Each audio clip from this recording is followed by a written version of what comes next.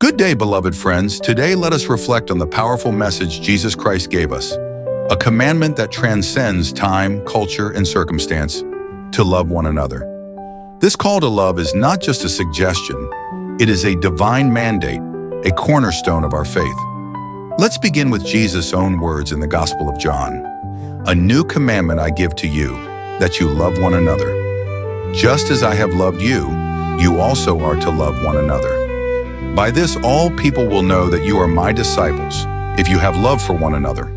John 13:34-35. Here, Jesus establishes love as the defining characteristic of his followers. Notice, he does not say people will know us by our wealth, knowledge, or even our worship practices, but by our love. What a profound and humbling standard to live by. Love is not always easy. It requires patience, kindness, and sacrifice. Paul in 1 Corinthians 13:4-7 describes what true love looks like. Love is patient and kind. Love does not envy or boast. It is not arrogant or rude. It does not insist on its own way. It is not irritable or resentful. It does not rejoice at wrongdoing, but rejoices with the truth.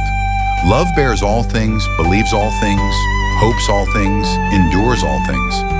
When we embody this love, we reflect God's nature because, as John reminds us, God is love.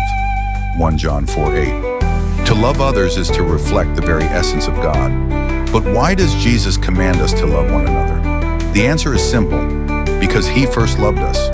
Consider this verse from John 15:12-13. This is my commandment, that you love one another as I have loved you. Greater love has no one than this, that someone lay down his life for his friends.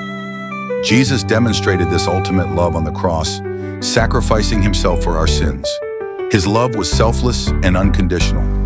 If he could love us in this way, how much more should we strive to love others? However, this love is not limited to those who love us back. Jesus challenges us to love even our enemies.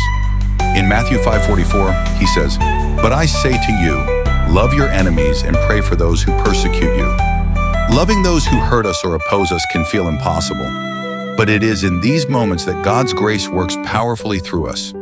Remember, when we love our enemies, we are following the example of Christ, who prayed for his persecutors even as he hung on the cross. Father, forgive them, for they know not what they do. Luke 23:34. Our love should also extend beyond words. It must be accompanied by action. 1 John 3:18 teaches us, "Little children, let us not love in word or talk, but in deed and in truth." How do we show love in action? By helping those in need, forgiving those who hurt us, and being peacemakers in our communities. Simple acts of kindness, like feeding the hungry or comforting the lonely, reflect God's love in tangible ways. Let me leave you with this final reminder from Romans 13:8-10. Owe no one anything except to love each other. For the one who loves another has fulfilled the law. For the commandments, you shall not commit adultery, you shall not murder, you shall not steal, you shall not covet, and any other commandment are summed up in this word, you shall love your neighbor as yourself. Love does no wrong to a neighbor. Therefore, love is the fulfilling of the law. Love fulfills the law because love is the heart of God's commandments. It is what binds us together as believers and as human beings. So friends, as we go about our daily lives, let us remember to love one another as Christ has loved us. Let this love guide our thoughts, words, and actions.